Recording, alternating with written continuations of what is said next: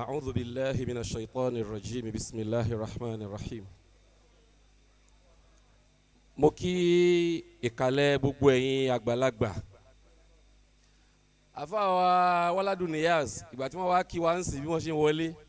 Àwa ń kíyàn bọ́ ti ń gbójú sókè náà ń gbójúlẹ̀. Ìgbà tí wọ́n wá parí ẹ̀ wọ́n ní ilé kún o. Ilé kún o. Ilé kún lọ́pọ̀lọpọ̀. Tó já sí wípé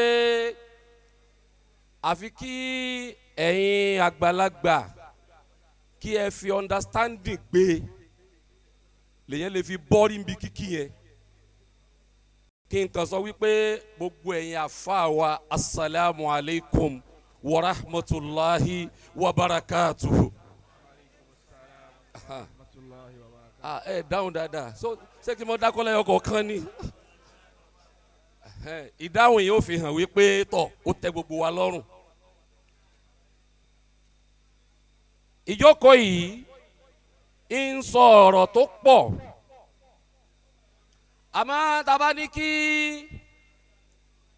a máa ṣe tafsiru rẹ̀ yááyì ó sì padà wá di yágọ̀.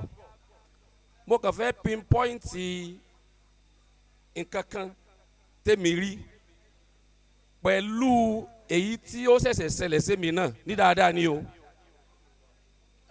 Bí ti ń sọ̀rọ̀ ọ̀sẹ̀ mo ti ní ìníkẹ́ni kankan mo tún wá ojú bàbá lórí ilé mo ní àbí ń dá wọn kí ni ẹ jẹ́ mọ́ sọ̀rọ̀ lọ ṣé mo ti kí wọn ni tọ́ èmi náà bímọ láìpẹ́ yìí ojú ọkùnrin bákan náà mo wá sọ ní Adam bàbá wa Justice Adam Abdullah àwọn ni wọ́n wá sọ orúkọ ọmọ yẹn nítorí ẹ̀fà ni wípé mo pè wọ́n wípé bàbá ẹ dákun mo fẹ́ wádìí nǹkan kan lọ́dọ̀ yín wọ́n ní kí ni nǹkan náà mo ní kí ló kí Sheikh Adam torí àwọn nǹkan kan wà tí máa pamọ́ tọ̀pọ̀lọpọ̀ ẹ̀ mọ̀ ọ̀tọ̀ ní tèmi ń rò tẹ́lẹ̀ Àjàdí lọ́kàn mi máa ń lọ wípé òní ó kì wọ́n ní rárá o Àjàdí kọ́ pé Àlàó ni mo ní arákùnrin mo fẹ́ tọrọ yọ̀ǹda pé mo fẹ́ sọmọ náà ní Àlàó wọ́n ní pẹ̀lú ògo Ọlọ́run àwọn náà sì wá jókòó yẹn wọ́n ṣàwájú kó yẹn a ṣe níjọ́ Sunday tó kọjá yìí ó sì dáa ó dùn ó lárinrin mo wá torúkọ yẹn débi wípé mo tún sọ ọmọ yẹn ní babalágége tabarukan bi Sheikh al-Allama Adam Abdallah al-Aluri pé Ọlọ́run jẹ́ kọ́ ọmọ yìí ó rí bíi ti bàbá yìí torí pé mo wò ó nílẹ̀ Yorùbá yìí bàbá yẹn try púpọ̀ àwọn àgbàlagbà náà wà tí wọ́n gbìyànjú bí bàbá wa Alájí àgbà bàbá Lámúnígun bàbá Lágbàjì gbogbo àwọn bàbá yẹn bọ́ sábà pé bí tẹ́yìn bá bìlọ́ǹgì sí náà ni ó rí Sheikh Adamu gbìyànjú púpọ̀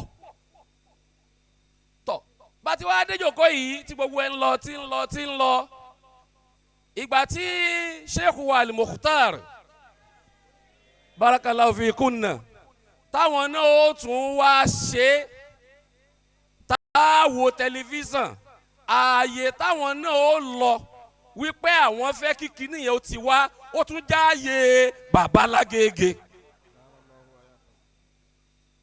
kí ni ń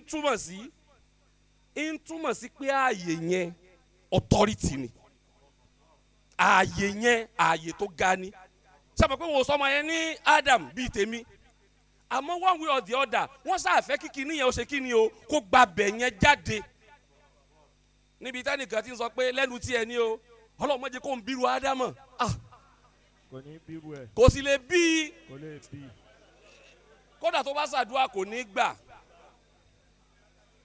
Ọlọ́run wa bẹ́ẹ̀ bàbá wa Sheikh Adam mọ́ṣá bàbá wa ṣàlékún kẹ́ wọn ẹ̀yin onílù yẹn dákun Adam babalágége aṣẹ́yíkú Adam babalágége tiwa Adam babalágége aṣẹ́yíkú Adam babalágége Adam babalágége aṣẹ́yíkú Adam babalágége Ọlọ́run jẹ́ kó ọmọ yìí ó ní àlùbáríkà tó pọ̀ bíi ti Sheikh Adam Abdullahi Al-Alori subhana rabbika rabbil izzati amma yasifun wa salamun ala al-mursalin walhamdulillahi rabbil alamin.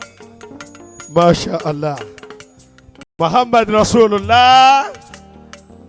Aki baba wa Fadilatu Sheikh Sadallah. Baba ní agodo. Ọlá yín ọlọ́mọ bàjẹ́ láíláí. Ẹ bá ń ṣàmì fún wọn dáadáa. Àwọn eléyìí kéwù ti gbé wọn tipẹ́tipẹ́. Kéwù ti gbé wọn tipẹ́tipẹ́. Fìlúlẹ̀. Kí wọ́n tó bẹ̀rẹ̀ ìlú ni mo ń sọ yẹn. Àwọn eléyìí kéwù ti gbé wọn tipẹ́. Kọ́yàn ń jáde kéwù tán báyìí ọ̀la dúró dè wọ́n ni. Bí ẹni tó bọ́ lẹ́nu fúláìtì tí mọ́tò wa dúró dè. Wọ́n ti ń lọ Amẹ́ríkà ìwò tí mà pẹ́lú kan jẹ́ bẹ́ẹ̀. Wọ́n ti ń wọ Lọ́ndọ̀nù tán ti ń rìn kiri ayé. Gbogbo ooru tán ti wá rí yẹn wá rí pé àlùbáríkà Ádámù yẹn ò tí ì tú àwọn. Àfi káwọn náà ò tún sọ ọmọ ní Adam. Kò ní bàjẹ́ fún yín bàbá mi. Ọlá àṣẹ àtàgbàrà Ọlọ́run. Mo fẹ́ fi àsìkò yìí. Mo fẹ́ kí àwọn àlejò wa pàtàkì tán wúwo gan.